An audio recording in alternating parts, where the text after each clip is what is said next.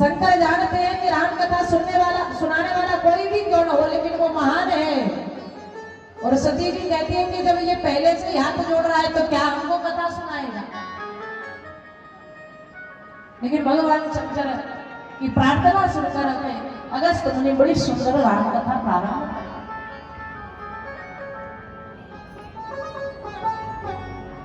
राम कथा बरज बखानी। राम कथा का बड़ा सुंदर वर्णन किया, लेकिन तुलसी ने यहाँ भाव बिल्कुल चेंज कर दिया। देखिए,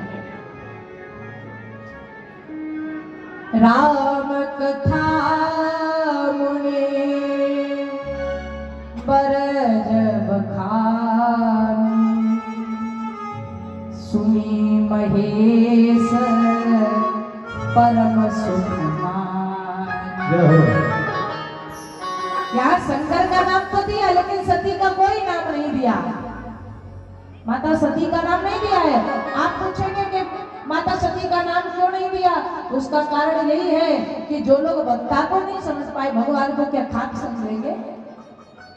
जो वक्ता को कह रहे क्या कथा सुनाएगा, तो वो वक्ता को नहीं पहचान पा रहे तो भगवान की कथा को क्या समझेंगे? बड़ी सुंदर कथा चल रही थी, लेकिन बीच में कहा महाराज जब बहुत कथा हो गई, चलो अपने घर चलना चाहिए। शंकर भगवान ने समझाया, सती की समझ में नहीं आया। और फिर श्री शंकर भगवान ने मुनि से आज्ञा मांगी, हमको क्षमा कर दो। जब कथा सुनने जाते हैं ना तो बहुत बड़ा पद मिलता है, लेकिन कथा में जब मन न लगे तो महाराज हम जैसे थे ना उसी जगह पर आ जाते। मुनिशन वेदा मांग त्रिपुरारी, चले भवन संग दक्ष कुमारी। मुनि से विदा मांगी, प्रार्थना करी, अब आप हमको आज्ञा दें, हम जाना चाहते थे। अच्छा, बहुत बढ़िया। क्या वरदान दें? बोले जिनकी कथा हमने सुनी है, जिनकी कथा हमने आपको सुनाई है, उनकी भक्ति हमको मिल जाए। भगवान शंकर ने वरदान दिया कि राघव की कृपा जल्दी बरसे, आपको राघव की भक्ति की प्राप्ति हो। और भगवान शंकर ऐसा वरदान देकर के वापस चले आए, सती जी साथ में। भगवान शंकर के मन में बड़ा आनंद है, बड़ी प्रसन्नता है, रोम रोम पुलकित हो रहा है, हृदय गदगद हो रहा है। क्यों? क्योंकि भगवान श्री राम की कथा सुन करके आए हैं। और जब हम किसी व्यक्ति का ज्यादा चिंतन करते हैं ना, ज्यादा ध्यान करें, ज्यादा स्मरण करें, तो कभी कभी ऐसा होता है कि वही व्यक्ति हमारी आंखों के सामने भी उपस्थित हो जाता है। और फिर हम कहते हैं कि बड़ी लंबी उम्र पाई है आपने, आज हम आपको ही याद कर रहे थे और आज आप आ गए। आज हम आपको याद कर रहे थे, आपका फोन आ गया, बड़ी लंबी उम्र पाई है आपने। भगवान शंकर स्मरण कर ही रहे थे, राघव की कथा का चिंतन कर ही रहे थे, मेरे राघव मेरे हरि मेरे राम। और इतने में शंभु समेत ही राम ही देखा। भगवान शंकर ने उसी समय राघव को देखा, मन प्रफुल्लित हो गया। पार्वती जी ने कहा, ये सती जी ने कहा, एक बात बताओ, अभी थोड़ी देर पहले आप इतने प्रसन्न नहीं थे, लेकिन अचानक से आपको क्या हुआ, इतने खुश क्यों हो गए? भगवान शंकर कहते, क्या बताओ देवी, आप भरोसा नहीं करेंगे। क्या मतलब? बोले अभी जिनकी कथा कुंभज ऋषि ने सुनाई, वही राघव मेरे सामने उपस्थित हो गए हैं, मुझे उनका दर्शन करना है। कहाँ है? तो सामने इशारा किया। बोले जो गौर वर्ण के हैं वो लक्ष्मण भैया है, उनके छोटे भ्राता है, और जो श्याम वर्ण के वो मेरे राघव मेरे इष्ट देव है, मेरे प्रभु है, मेरा जीवन धन, मेरे प्राण आधार है। भगवान शंकर बड़ी बड़ाई कर रहे हैं। देखो राघव, सोई मम इष्ट देवर रघुवीरा, सेवत बरत जाए सदा मोनि धीरा। ये मेरे इष्टदेव हैं जिनकी साधु लोग सेवा करते हैं। सती ने कहा ये भगवान हो ही नहीं सकते हैं। शंकर भगवान ने कहा अरे भगवान ये आनंद के सागर है। बोले ये आनंद का नहीं, ये आंसुओं का सागर दिख रहा है हमको। क्यों? बोले अगर ये आनंद का सागर होता तो ये जंगलों में इधर उधर भटकते हुए रो क्यों रहा है? अरे ये आनंद का सागर कैसे? बोले ये ठाकुर जी लीला कर रहे हैं। बोले लीला वीला कुछ नहीं है।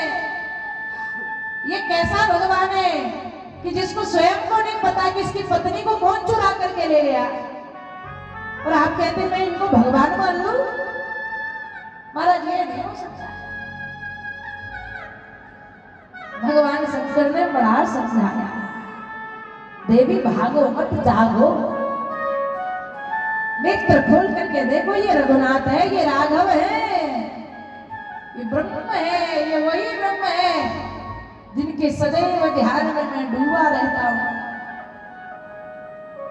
पर सती जी कोई आज एक नई गलती थोड़ी ही कर रही है, पहली बार गलती थोड़ी ही कर रही है, पहले भी बहुत सारी गलतियां कर चुकी है सती।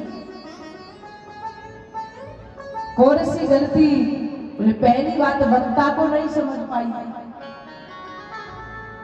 ये कथा सुनाएगा जो पहले ही शुरू में ही हमारे हाथ जोड़ रहा है, ये कथा सुनाएगा। दूसरी बात जब कथा प्रारंभ हो गई तो कथा में मन नहीं लगा, बीच कथा में से उठ करके चली आई। दूसरी गलती। तीसरी गलती, भगवान शंकर बार बार कह रहे देवी ये भगवान है, पर सती ईश्वर की भी बात नहीं मान रही है। तीसरी गलती कि ये ईश्वर की गुरु की भी बात नहीं मान रही है। और जब लोग गुरु की बात न माने, ईश्वर की बात न माने, तो सबसे महाराज पतन अब निश्चित है। कहावत आप कहते हैं ना, विनाश काले विपरीत बुद्धि। अब निश्चित है विनाश। भगवान शंकर ने कहा कि भरोसा कैसे करोगे?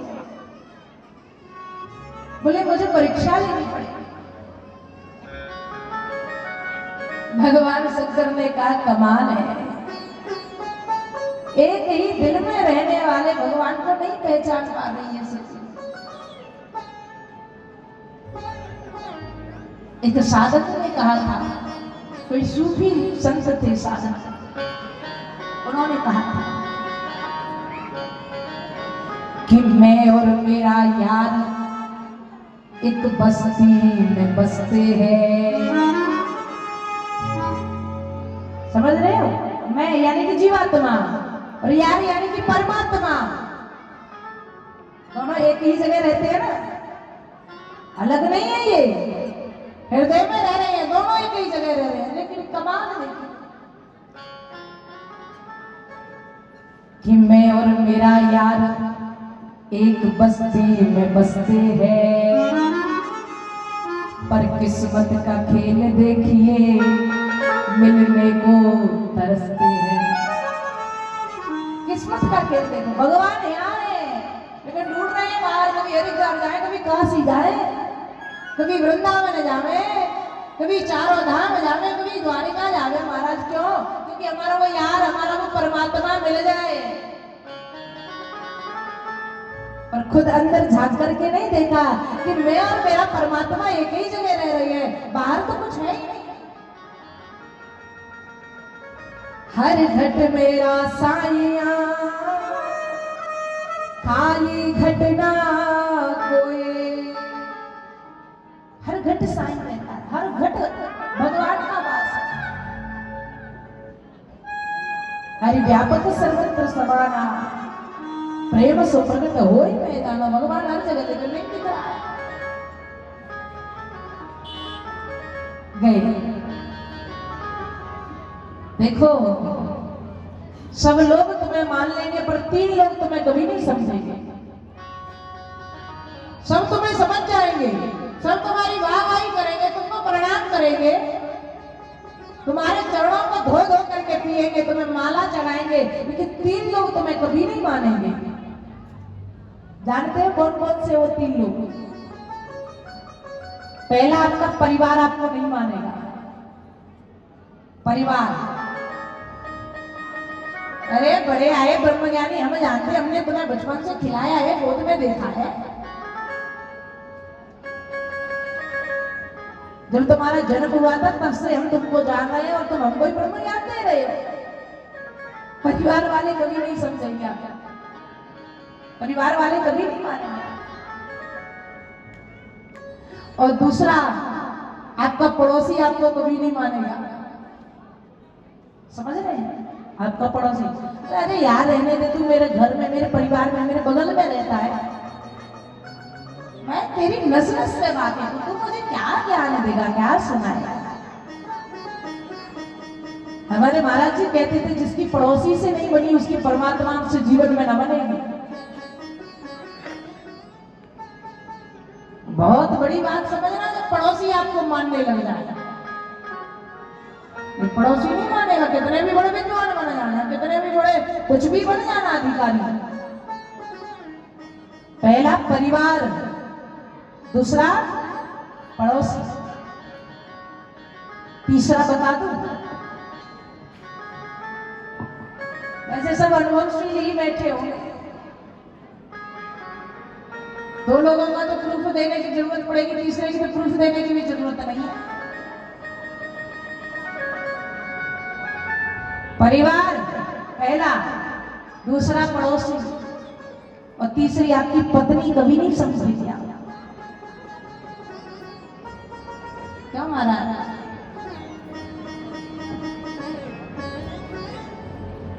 सच बोला कि झूठ बोला मैंने?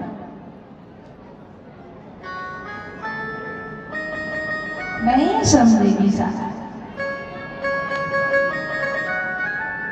अब भले ही अपनी इज्जत बचाने के लिए कहो, नहीं नहीं साध्वी जी मेरी पत्नी बहुत अच्छी है, काहे को फिक्र है ना कि अभी यहाँ कुछ बोल दिया कि हाँ ये बात ठीक कह रही है साध्वी जी, पत्नी कभी नहीं समझेगी। तो पता है कि 9 दिन तो भंडारा मिल जाएगा, 10वें दिन तो पत्नी के ही हाथ का खाना है। 9 दिन की व्यवस्था तो भैया लोगों ने कर दी है बड़ी चकाचक, सुबह खाओ, 7 दिन में कभी भी खाओ। लेकिन 9 दिन के बाद थोड़े ही साध्वी जी के आश्रम चले जाएंगे जो वहां पाते रहेंगे, हैं? और भैया आश्रम में भी जाएंगे तो वहां भी बड़ी सेवा करनी पड़ेगी, घर जैसा सुकून थोड़े मिलता है। हाँ, आश्रम में भी व्यवस्था करके लानी पड़ेगी चारों तरफ से, जैसे घर में लाते ऐसे आश्रम में भी व्यवस्था करके लानी पड़ती है। ये इस सामान की जरूरत है, उस सामान की जरूरत है, अब ये बनवाना है अतिथियों के लिए, वो बनवाना है, उसकी भी बड़ी व्यवस्था करनी पड़ेगी। और फिर मैं तो ये कहती हूँ कि तुम घर छोड़ो तो सही, आश्रम के दरवाजे खुले, तुम आओ तो सही, पर मजाल है कि घर छोड़ने का नाम भी ले जाए। अरे साध्वी जी, हम घर में ठीक है, हमको अभी बाबा जी नहीं बनना है, हम यही ठीक है साध्वी जी।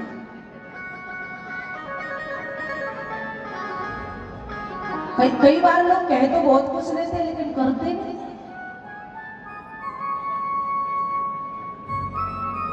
एक कोई भैया मुझसे कह रहे थे, साध्वी जी हमको आपकी कथा करवानी हो तो कितना खर्चा आएगा? तो मैंने कहा जितना एक बेटी के विवाह में खर्च किया जाता है उतना ही लमसम समझ ले। बेटी के विवाह में जितना खर्च होता है उससे ज्यादा हो सकता है कल नहीं होगा कथा। हाँ, बोले मेरे पास इतना पैसा तो नहीं है। मैंने कहा कितना पैसा है? बोले मेरे पास मैं इससे आधा और उससे भी और कम कर पाऊंगा, मैं ज्यादा नहीं कर पाऊंगा। मैंने कहा कितना खर्चा कर दोगे लमसम? 2 लाख, 4 लाख, 6 लाख कितना कर दोगे? साध्वी जी पूरा टोटल खर्चा मैं 2 लाख का कर पाऊंगा। मगर चल 1.5 लाख में ही कर देना, 1.5 लाख में ही कर देना, मैं कथा करने आऊंगी। अरे ये थोड़ा ज्यादा हो गया। मगर तू सच सच बता दे तुझे कितना देना है। मुझे भी मैंने भाप लिया था कि ये बंदा कथा करवा करवाने वाला है नहीं। अरे कथा करवाने वाले तो महाराज जिगर चाहिए, कथा बातों से नहीं होती है साहब। मैंने देखा है औरंगाबाद की कमेटी के लोगों का गला तक सूख गया है। ये लोग बताते हैं दीदी 1 महीने से मैं घर नहीं गया हूँ, 1 महीने से घर नहीं देखा है साहब। कथा करवाना कोई मामले, कोई हंसी मजाक, कोई खेल नहीं है। हम और आप बैठ करके कथा सुने, हम चंदा दे देंगे, निश्चित हो जाएंगे, लेकिन पूछिए कमेटी वालों को कितनी जिम्मेदारी लेकर के घूमते ये लोग ना। रात में सोना, ये काम करना, वो काम करना, ऊपर से हम जैसे ब्रजवासी अगर थक करके परेशान होकर के आए तो हमने फटकार लगा दी, उसको भी नीचे गर्दन डालकर सुन लिया। मैं तारीफ करूंगी कि जिस दिन आप लोग संत की फटकार सुन करके साथ होकर के मुस्कुरा करके निकल गए ना, आप समझ जाना कि आप राम कथा नहीं भी सुनिए तब भी आप राम कथा के राम हो, राम कथा के पात्र हो। और मैंने यहाँ की कमेटी में ऐसा देखा, बहुत अद्भुत भाव है आप लोगों को, और यही इसी भाव के कारण मैं हमेशा यहाँ आती हूँ। मैंने पिछली बार सुनील भैया को, अमरिंदर भाई, इन सब, प्रवीण भैया, इन सब लोगों को मैंने बोल दिया, बोले दीदी कथा तो करवाएंगे और आप ही को आना पड़ेगा, राम कथा पूरे 9 दिन के। मैंने कहा देख लो, बोले नहीं दीदी आपको आना पड़ेगा। तो मैं कहा आप कथा करवाना तो होगा, राम जी सब देखेंगे। अभी पिछली बार मैंने बोड़ा में तो यहाँ तक बोल दिया भैया, मैंने उनको बोला मैं नहीं आऊंगी अगली बार कथा करने, हो गई कथा एक बार में, राम ये भागवत कथा होगी, मतलब ठीक नहीं है, मतलब उधर ही ठीक हूँ मैं। 2 दिन आने में 2 दिन जाने में लगे। उन्होंने एक ही बात कही, दीदी कथा करने तो आपको ही आना पड़ेगा, राम कथा करनी और आप ही को आना पड़ेगा, आपको ही टाइम देना पड़ेगा। इतनी मेहनत कर रही है, सुबह सुबह यज्ञ में सम्मिलित होना, शाम को यज्ञ में सम्मिलित होना, इधर की सेवा करना, ब्राह्मणों की सेवा करना, फिर ब्रजवासियों की सेवा करना, फिर आप ग्राम समाज के लिए भंडारे की सेवा करना,